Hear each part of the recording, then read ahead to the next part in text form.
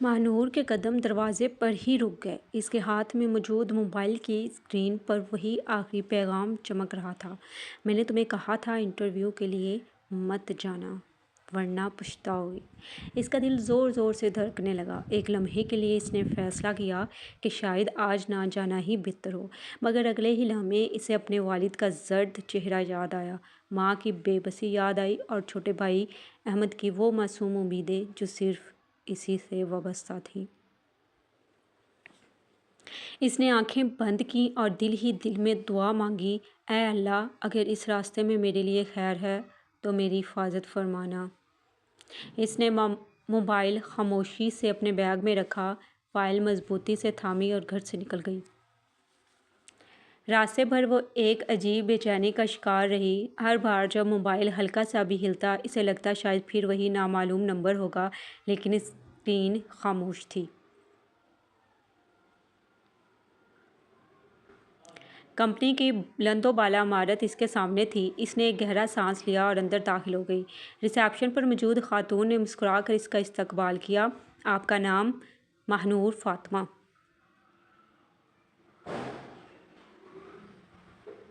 خاتون نے کمپیوٹر پر کچھ دیکھا، پھر کہا: براہ کرم انتظار گاہ میں بیٹھ جائیں، آپ کو جلد بلا لیا جائے گا۔ ماہنور خاموشی سے جا کر بیٹھ گئی۔ اس کے ارد گرد کئی امیدوار موجود تھے، مگر اس کا ذہن صرف ایک ہی سوال میں الجھا ہوا تھا: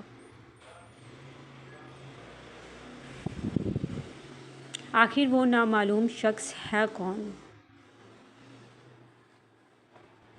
اسی وقت عمارت کی سب سے اوپر والی منزل پر ایک کشادہ شیشے کے دفتر میں ولی شاہ اپنی میز پر موجود چند فائلیں دیکھ رہا تھا۔ حمزہ دروازہ کھول کر اندر آیا: آج تو بڑے سنجیدہ لگ رہے ہو، کوئی خاص بات ہے؟ ولی نے جواب دینے کی بجائے ایک فائل اس کی طرف بڑھا دی۔ ماہنور فاطمہ؟ اس نے حیرت سے ولی کی طرف دیکھا۔ یہ کون ہے؟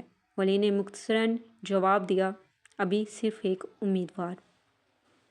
اور اگر انٹرویو میں کامیاب نہ ہوئی؟ ولی نے پرسکون لہجے میں کہا: پھر وہ بھی باقی سب کی طرح چلی جائے گی۔ حمزہ نے محسوس کیا کہ ولی کچھ چھپا رہا ہے، مگر اس نے مزید سوال نہ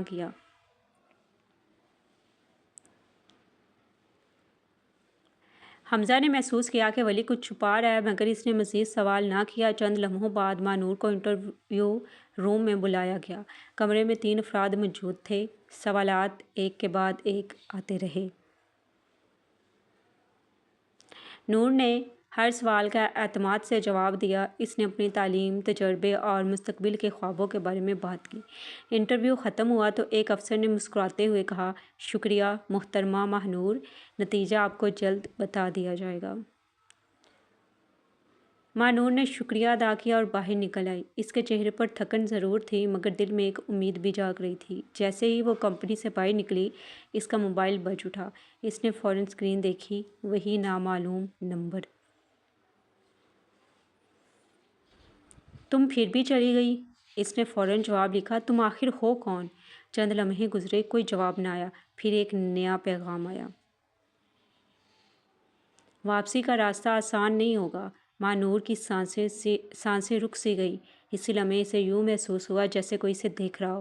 اس نے گھبرا کر ارد گرد نظر دوڑائی۔ سڑک پر لوگ اپنی دنیا میں مصروف تھے۔ گاڑیاں گزر رہی تھیں، مگر اس کا دل گواہی دے رہا تھا کہ کہیں نہ کہیں کوئی اس پر نظر رکھے ہوئے ہے۔ وہ تیزی سے وہاں سے چل دی۔ اسی وقت عمارت کی اوپرلی منزل پر ولی شاہ شیشے کی دیوار کے پاس کھڑا نیچے سڑک کی طرف دیکھ رہا تھا۔ حمزہ اس کے قریب آیا: کیا سوچ رہے ہو؟ ولی نے نظریں ہٹائے بغیر صرف اتنا کہا: کبھی کبھی ایک فیصلہ پوری زندگی بدل دیتا ہے۔ حمزہ نے اس کی بات سمجھی نہیں۔ ولی خاموشی سے مڑ کر اپنے دفتر کے اندر چلا گیا۔ اس کی میز پر پڑی فائل کے اوپر صرف ایک نام لکھا تھا: ماہنور فاطمہ۔ اور اسی لمحے شہر کے کسی نامعلوم کونے میں ایک شخص نے اپنا موبائل لاک کیا۔ ہلکی سی مسکراہٹ اس کے چہرے پر ابھری اور وہ آہستہ سے بولا: کھیل تو اب شروع ہوا ہے۔ اگر آپ کو ہماری اسٹوری پسند آئی ہو تو کمنٹس میں لازمی بتائیں اور ہمارے چینل کو لائک، شیئر اور سبسکرائب کرنا نہ بھولیں۔ اللہ حافظ۔